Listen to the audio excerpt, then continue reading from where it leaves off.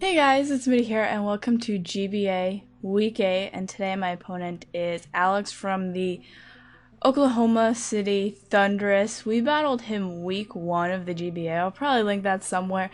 If you don't know what the GBA is, it is the Global Battle Association, and it is fantasy football type thing. Like, if you think of fantasy football, you draft players, and then each week you pick whatever players you want to line up, and then you bench the other. So this is what a basic summary of the GBA is, but think of it in terms of Pokemon. So that is just a brief summary in case you're new to this. I feel like I need to give a short introduction every single time, but if you enjoy the video, you can always leave a like. This is a post-commentary battle.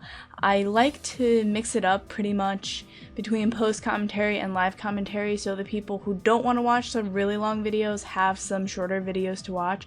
Speaking of shorter videos, I have a rated replays, that is the battle spot replays that I did. I have one that I actually posted earlier this morning, and it's awesome. I get like Halucha to do some awesome work, and then today I put up my hair to the side, kind of like if you think of Misty's hair, but my hair is way too long to do that, so for my Misty cosplay, I might just cut it. Like, that much, so I can just go woo all to the side, otherwise my hair is just way too much. So in my battle, I ended up drafting a new team player, and that is Salamence this week. I feel like Salamence could help me this week, and honestly, this week is super important because I need to win, basically, to try and make the playoffs. Otherwise, my playoff score it's not really doing me any justice right now. So I am trying my best to win. And we dropped Go-Goat in favor of Salamence. I think Salamence is going to do more work than Go-Goat does, and I felt like Go-Goat was he was just there, and I do have like Venusaur as a grass type now, so I didn't feel too bad dropping Go-Goat, if that makes sense. So I ended up, I led off with Talonflame. I went into Azumarill, and then I assumed he was going to Stone Edge me, which I thought Azumarill could take that. Azumarill is pretty bulky, and I take that very well. I'm happy with the amount of damage, and then I did not think he was going to stay in, so I kind of just guessed it. He was going to switch out, so I went back into my fortress now, and I decided to set up Stealth Rocks here.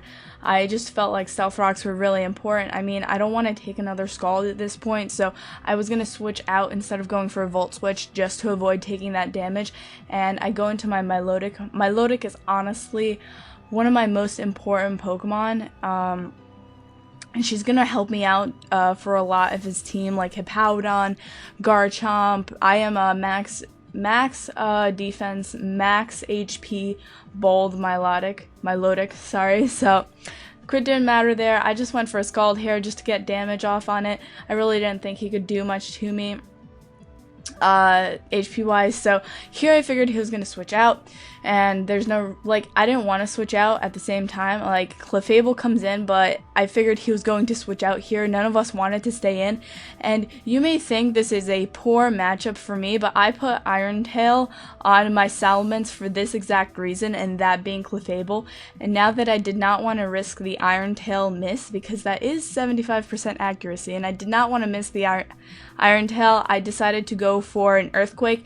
He told me he thought that I was either Lumberry or Choice Scarf, so it so happens that I am definitely Lumberry. Unfortunately, I am a Moxie Mens. I meant to get the Intimidate Mens, but the Poke, it was like very, very last minute, and I just kind of hurried, and I ended up getting Moxie instead of Intimidate. I didn't really think I was going to make too huge of a deal at the time. Little do you know, it does eventually. So I go back into my Milotic. I assumed he was... Look at that. That was a crit. Stone Edge crit right there. Hardly did half. That's how much Stone Edge does. So Milotic is just... Probably, I'm so glad my team is named after her, because she just has been putting in work these past few weeks. And he goes into Clefable now to sack off Clefable, which is alright.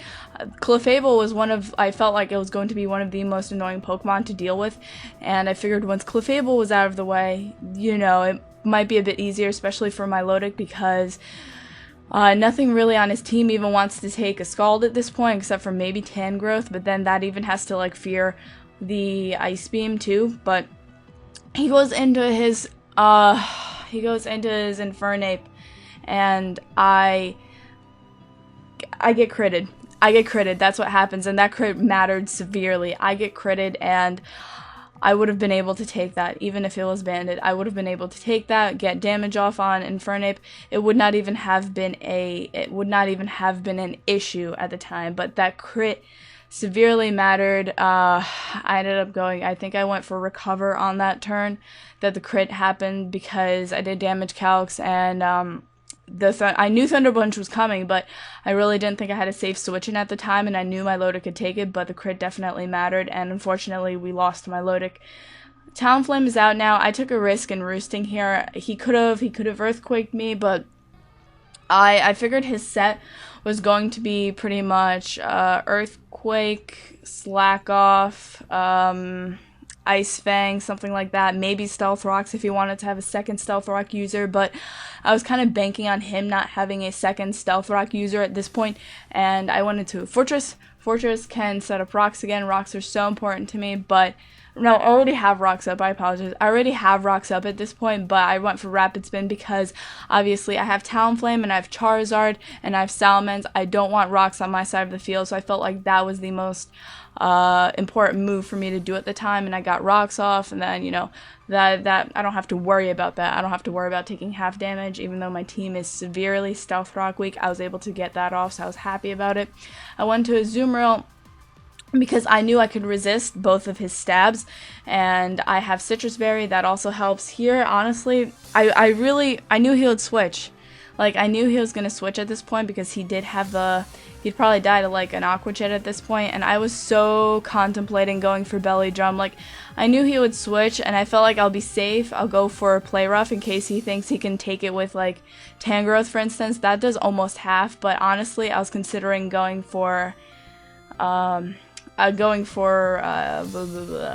Drum at this point, and I'm not sure if an Azumarill would even outspeed Tangrowth, to be honest, so maybe it's best that I didn't. So Fortress here takes a Vine Whip, set up Stealth Rocks again. I feel like Stealth Rocks is going to help me out a lot with all the switching he's doing, especially with Infernape. Infernape takes a decent amount from Stealth Rocks, so here he goes for Close Combat. Still does not take me out, which I'm surprised. I thought I was going to end up dying here, but I do end up Volt Switching out, so now I Volt Switch out, and I think, like, I had this feeling going into Charizard was the right thing to do because I can Mega, I can take Close Combat. I figured he was like Choice Scarf, Choice in some way at this point, whether it's Choice Scarf or Choice Band. I figured he was choiced in some way, so I knew I could at least take Close Combat.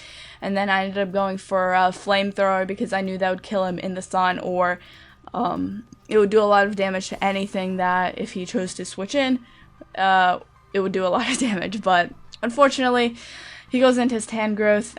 During this whole time, I was so wrapped up in the battle. I'm like, how does a Tangrowth outspeed a Charizard? In what world does a Tangrowth outspeed a Charizard? Let's go into Azumarill. Tangrowth outspeeds Charizard. He must be choice. And he goes for Vine Whip, and here it just finally sets in that he was not Regenerator this whole time, and instead he was Chlorophyll. So I went into Talonflame here, just Acrobatics. I didn't predict anything, although I had a feeling he would switch at the same time. I didn't want to risk him going for another Rock Slide, because that would just be bad news. Even if I went for Flare Blitz, he'd outspeed me. Rock Slide, no good for Talonflame, you know.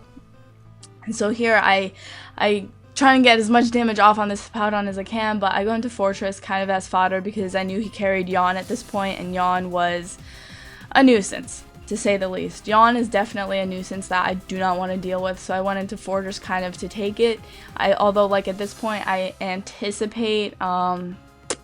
anticipated getting knocked out by his Hippowdon. So my team, I made that huge misplay and not realizing that it was Chlorophyll, and that is kind of where my downfall starts to happen, because I needed Charizard especially and Azumarill for Hippowdon. Hippowdon's giving me a lot of issues right now because I only have Talonflame, and then I have Charizard, in which Charizard I contemplated between Iron Tail and Hydro Pump to keep on him. Hydro Pump for this this reason entirely. Otherwise, I would have gone into Salamence long ago. So now he predicted me to actually go into Salamence. That's why he went for Ice Fang, which does like nothing. But I wasn't gonna switch out at this point. I was alright with letting Talonflame be sleep fodder because I felt like it's better to have Talonflame be sleep fodder than Salamence. And I mean, I do get the crit burn, which clearly matters. But I mean, he got a crit Thunder Punch, so I mean, the hacks it's not kind in this battle to either of us. So here I actually end up waking up. I get an acrobatics off, and I do over half, get rough skin. I'm gonna die to anything he decides to hit me with, except for like earthquake, but pretty much anything. And this is where the intimidate Salamence was basically the pivot. I mean, if I had intimidate Salamence, I would have been able to live, take him out with a Dragon Claw. We don't have a problem, but unfortunately I did not have intimidate Salamence, and that was my downfall here too. It definitely maybe would have given me a chance in, because I'm pretty sure Garchomp was scarfed at that point. It definitely would have given me a bit more of a chance to, I think I would have lived a Dragon Claw if I had intimidate. I'm pretty sure I would have. And it would have been able to kill, what do you call it, Garchomp, would have been able to kill Hippowdon, and then I would have been able to probably kill Tangrowth, because Tangrowth was also severely weakened. So if I had Intimidate Salamence, that I think this battle would actually have gone a whole different way, because Moxie really did not play a huge part in this battle at all. But I hope you guys enjoyed this match. It's actually decent post-commentary. I tried to put as much of my thought process into it as I could. I really did wish I did it live, because I was overthinking a lot of things, because this match was very important in me making the playoffs. I'm not completely out of it yet, though. We have 2 more weeks of the regular season, then we'll see. We'll see how the next battles play out over the next few weeks. So hopefully you still have faith in the Orlando Milotics, and as always, I love you guys so very much. If you enjoy Pokemon content, you can feel free to subscribe, because I post Pokemon content every day. And also, do not forget, it's Monotype Monday. We're gonna have a Monotype battle later on, so don't worry about that. But as always, I love you guys so very much. And the hearts are mandatory now. This is like my end. Hearts, and then we'll see you all in the next video.